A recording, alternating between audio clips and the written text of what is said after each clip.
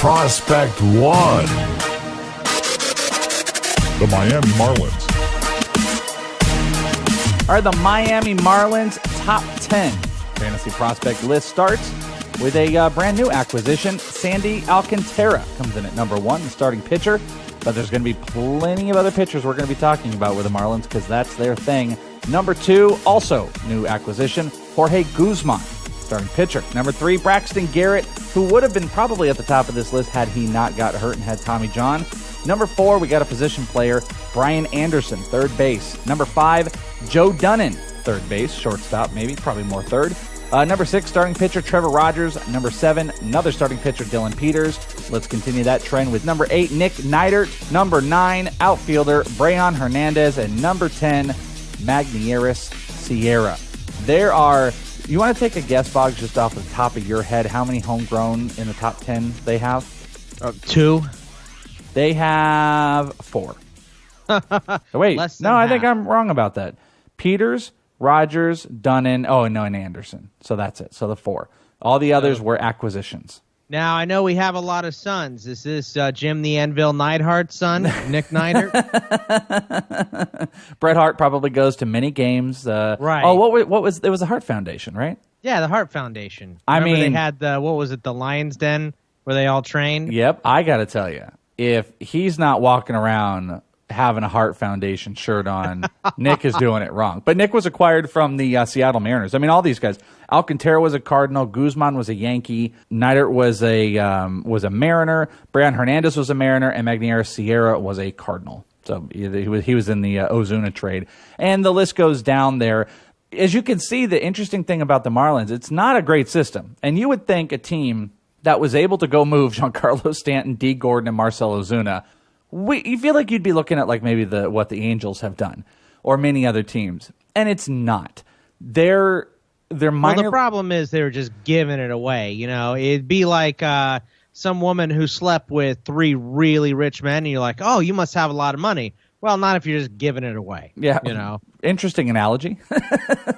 Interesting analogy. Is that a little inappropriate? No, I was just wrapping my head around it. Like, I think it works. I actually think you got there. Good job. But they have a deeper system than they had before. I don't think there's any denying that. But this is one of those that's like a better real life minor league system than it is fantasy because, I mean, who wants that many starting pitchers in your top 10? And that was, 4 of the top 10 were starting pitchers, and the top 4 of the top 10 were hitters, and the top 3 were starting pitchers. Down the list, though, there is some depth. We can talk about them in a little bit. But it's out there. It's an out there system. So the Marlins are going to trade away more pieces before the end of the year, you know, assumingly. Maybe. Justin Bour. I mean, they're big pieces, of course, Christian Yelich, and they say that they're waiting for a crazy offer for him. So maybe he doesn't go. But Real Muto, at least by the All-Star break, will probably be gone. I assume Justin Bour, some team will probably need a power hitter, so he'll probably be gone. I guess my question is we're talking about them first, so they're the worst minor league system in the NL East, yes. But how high do you think they can climb? Like, are the other minor league systems in the NL East very, very good, where they probably won't make much headway with those pieces, or do you think they could climb up to 3 or maybe even 2 or 1? That's a good question. I definitely think they could definitely make a move. I mean, this system is maybe one dominant hitter, like just for argument's sake here. Imagine if this system had got a guy like Eloy Jimenez, and you had like Jimenez, Alcantara, Guzman, Garrett's coming back. That would probably have jumped up one level. If they were able to go get, I mean, if they were to move Christian Yelich, and as people are listening to this might be a moot point because it may have happened, that if they were able to get 2 impact prospects, 2 offense, I don't want any more pitchers, 2 more offensive prospects that are of note, this system could easily jump up to 3, and it possibly could go to 2. I think it'll have a hard time passing number 1, just generally, just because of the names they have. But this is, like I said, that's why this system is interesting. It's not as bad as the other divisions we've done at their bottom teams. This wasn't, the Giants, and then the Giants go make a move of actually getting another guy off of their top 10 Reynolds when they traded Reynolds. So this team is okay in the top 10, There's some interesting depth down here. There actually are some names that I really like, but they're kind of far down and they're much more lottery ticket than some of the other depthy teams. So I'll let you gush about Sandy Alcantara in a second because I know you absolutely love that dude and there's a lot to love. Are there any other gushy type players here? I mean, looking at this, you don't have anyone inside your top 100 on this team, not even Sandy Alcantara, who I know you like a lot. Yeah, I mean, he's going to make a little bit more of a movement. I'm not sure if he'll get to 100. Okay, if you'd say gushy, probably not. I mean, it's just not. Jorge Guzman is another one. See, this was the interesting thing, was we looked at the guys that Derek Jeter acquired, and we were just like, all right. You know, like when they traded Ozuna, I was like, well, Ozuna's the trade where the Marlins are going to get Flaherty or Alex Reyes, and then they didn't. They got Sandy Alcantara, which was okay, and they just didn't get really any other pieces. The Stanton trade, Jorge Guzman was the big piece to it, and he might be worthy. The problem is both Alcantara and Guzman on their respective teams before the Marlins, there was considerable relief risk. Alcantara was used in relief with the Cardinals.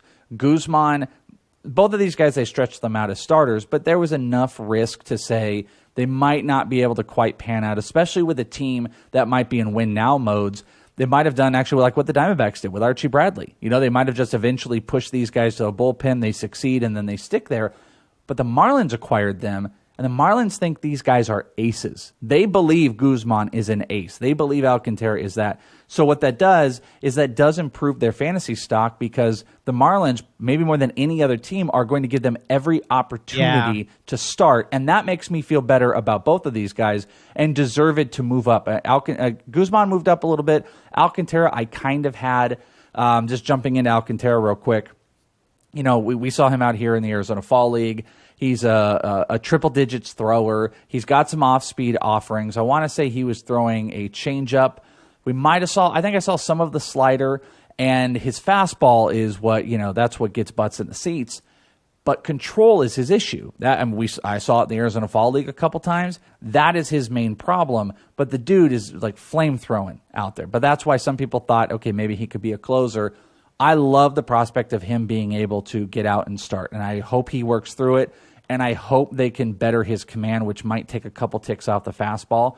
But I think Alcantara is you know the dude I would be most excited about, and I'll try to inch up a little bit closer. He'll probably be in that 100-ish range by the time the season starts. How about impact for this season? I mean, Brian Anderson is slated to start at third already for them, right? Yep. Is there anyone else that's going to come up? I mean, there's a lot of opportunity for this team. We saw Magneuris Sierra come up for the Cardinals at the end of last year, and he can play the outfield. I think he played a little bit of first for the Cardinals, too. So if Justin Bour gets moved, he's an option there. Anybody he's else? A lot smaller. Sierra's a lot smaller. I'd be surprised. I mean, if he did play first, it might have just been for like a fill-in spot because he's like a 5'11", 160 guy. He's built for the outfield. He's a fast guy. Sierra is as far as that goes. Anderson is somebody that they could give pause to maybe moving over to first if they were to trade Bour. But, you know, you're right. There's a lot of guys that can get some time here. And I would say this. I'd say Sandy Alcantara. I mean, he got time in the majors. I wouldn't see why they wouldn't give him a significant workload this year. You've got Brian Anderson, who is locked in. He's a power bat, not a high average bat. I remember being impressed with him when I saw him in person 2 years ago, not really being 100% familiar with him. And he did kind of stand out for just his raw power. So with how baseball's changed, he's an interesting guy to look at. Dylan Peters was already in the rotation last year, and he had a couple really good games. Let me pull it up here. He had 31 innings. He had 6 starts, 5 ERA, but he had a couple really good games that were dug in there. So you might be looking at a rotation that has Peters and Alcantara in early, and then maybe Neidert is going to get in there. And I would say Magneuris Sierra. I would say that the catalyst for the Marlins to move Christian Yelich would be that they can just plug Magneuris Sierra right in there, and they can put him out there. My only problem with him, a lot of other people like Sierra a lot more than I do. He's kind of devoid of power. He's going to be devoid of RBIs as well, unless a team just decides, you know, with the Marlins, God knows what they could do. But I just don't see them putting him in a spot where he's batting 3, maybe not even 2. I see him more as like a 7 type of hitter, but he could rack up some stolen bases for sure. But the dude he was in the minors since 2013. He hit 11 career homers in the minors since 2013. This is not a power guy, more like a Gerard Dyson maybe with the speed. So, unlike a lot of teams, there are many guys just in the top 10 that we're talking about that have a chance to make an impact this year. You know what? I'm looking at his, and he didn't play any first base last year, but I think for whatever reason, he qualified as a first baseman. So maybe he played some in the minors or something. I don't really know what it was, but I remember seeing the first base designation next to his name on Yahoo. Really? I mean, this could just be another Yahoo problem. I mean, it could. What would be surprising? Very, very likely. Yeah, very likely. What about value players from this team? Like we said, this team is going to be bad for a long time as the rebuild happens. Are there other guys that you see that maybe you draft late in a deep draft and can hold some value? Yeah, so we'll go to a couple sleepers here after this, but the two guys I would point out as far as value plays, I would say one is Braxton Garrett.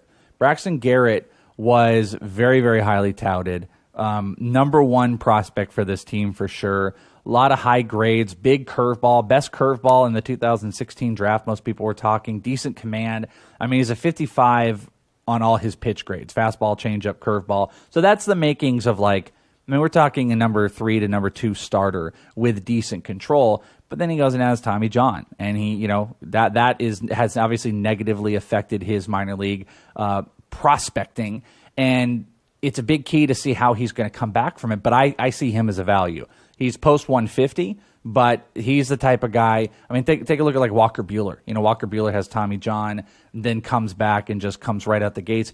Garrett, I'm not trying to compare him to Walker Buehler, but you've got that same effect where once he gets right, he may just jump right back in through this system. So I would say him. And then this is just a weird one, but I don't know. I like Joe Dunnan, and the reason it might be weird is that he's got the whole A-Rod thing because he's A-Rod's nephew. And he played for North Carolina, 6'2", 205. He had a good showing in his short stint, at least in at-bats that he got, hitting 370, but it was only just about 30 at-bats last year. But he's just a big dude playing for North Carolina. I like him. There's a lot of raw power there. I don't think he's going to be a shortstop. He'll be a third baseman. There's something to say about having the type of connections you do. I mean, A-Rod, if you get to work with him, hopefully you don't work, if you know what I mean. Yeah, exactly. Not those type of connections. But I like Joe Dunnan as a post maybe 200 type of guy, and I would see him kind of sleeperish. How about, okay, so any other real sleepers? I meant value. But yeah, so if we go to sleepers, there's a couple guys when you go a little bit lower. This guy, a lot of people might have higher. I'm not quite there, though. I don't think I'm fair in my ranking currently. But James Nelson, he's a third baseman. Last year hit 309, 7 homers, 6 stolen bases. It's starting to click. And 2018 might be a click year, so actually he'll probably move up my top 500 a bit. Jose Devers, Rafael Devers' cousin, got traded from the Yankees to the Marlins. He's currently playing shortstop, smaller in stature, but he only hit 245 last year between the DSL and the GCL, but he also stole 16 bases, and 15 of them were in the GCL. So I really like seeing that. There's a lot of similarities that people have comped to Jose Devers, though the game won't translate the same. I don't think he's ever going to be a big power guy, but I kind of like Devers. I like James Nelson. Christopher Torres is another one they acquired from the Marlins. He is pretty solid as a shortstop. I think this is going to be a big developmental year for him. So if you're in those 400 or 500 deep minor league systems, I would take a look at him. And then if you want to take a crazy shot at it, people are probably asking, where's Tyler Kolok? Tyler Kolok was the former number 1 pick that the Marlins took in 2014. He's had all types of injury problems. He came back last year. This will be the big year. He hasn't pitched major innings since 2015. 2018, he's going to get back under it, and he's going to go. So maybe he's going to be a sleeper guy as well. Yeah, I mean, I really like Tyler Kolok, but those injuries are adding up. And he's probably a bullpen guy too, dude. I mean, right. with how the system has gone, I mean, if you've got, just in their top 10, you've got Alcantara, Guzman, Garrett, Rogers, and Peters. Those alone are your rotation. They seem like the Marlins, I didn't mean to interrupt you, but the Marlins seem like a team that could have a ton of bullpen guys and kind of build like the Royals did. That's a great point. If they committed to it, they really, really could. Randy Gonzalez, I believe did they acquire him from the Mets last year, but he had a pretty decent season. I mean, through 3 levels, 1.6 ERA, but only 103 strikeouts over 130 innings pitched. So you look from Gonzalez to Kolok to Neidert to even Peters and Rogers. They get a couple bullpen arms out of that, a couple guys in the rotation. Maybe you don't kill Jeter. Maybe you do build from, the pitching side, which you can then go trade for positional players because they're not rich in it. Joe Dunnan and Brian Anderson are their big guys. I always liked Brayan Hernandez as well. I saw him out here as a Mariner before he was traded. Did not have a super great year, but he's somebody, if I was in a bigger league, I probably would find myself tempted to take again just because I like his skill set. It just, the tutelage has not clicked yet. Anyone else on the Marlins, or are we done? Oh, that was plenty, way too much to talk about the Marlins. I think we're done.